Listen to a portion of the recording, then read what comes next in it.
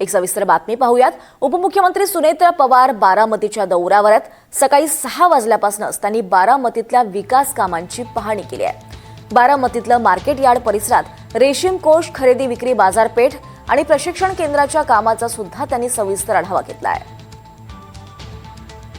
हे दृश्य आपण पाहतोय। बारामतीत उपमुख्यमंत्री सुनेत्रा पवार यांनी सकाळपासूनच आपल्या दौऱ्याला सुरुवात केली आहे। ज्या पद्धतीनं दिवंगत अजित पवार हे काम करायचे त्याच पद्धतीनं सुनेत्रा पवारांनी त्यांच्या पावलावर पाऊल टाकत 6 वाजल्यापासूनच आपला दौरा सुरू केलाय, कामांचा आढावा सुरू केलाय। बारामतीतल्या विकास कामांची त्यांनी पाहणी केली आहे। सोबतच मार्केट यार्ड परिसरात जे रेशीम कोष खरेदी विक्री बाजारपेठ आहे आणि प्रशिक्षण केंद्र आहे त्याच्या कामाचा सुद्धा त्यांनी आढावा घेतलाय।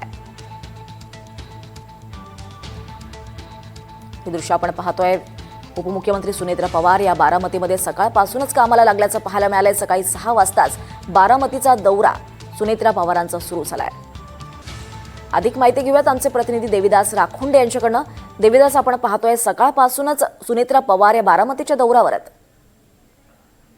खरे दीपाली, आज राज्याच्या उपमुख्यमंत्री सुनेत्रा पवार बारामतीच्या दौऱ्यावर आहेत। गेले अनेक दिवस त्यांनी बाहेरचा दौरा केला होता, बारामतीच्या दौऱ्यावरती नव्हत्या। आज रक्षाबंधनाचा सण जरी असला तरी त्या बारामतीच्या दौऱ्यावरती आलेले आहेत। आज सकाळी पहाटे 6 वाजल्यापासूनच बारामती शहरातील विविध विकास कामांची त्यांनी पाहणी केलेली आहे। बारामतीतील मार्केट यार्ड परिसरात रेशीम कोष खरेदी विक्री बाजारपेठ आणि प्रशिक्षण केंद्र देखील निर्माण केलं जातं, याचं काम सुरू आहे। या कामाची त्यांनी पाहणी केली। यासह शहरात विविध ठिकाणी विकास कामं सुरू आहेत, त्यांनी पाहणी केलेली आहे।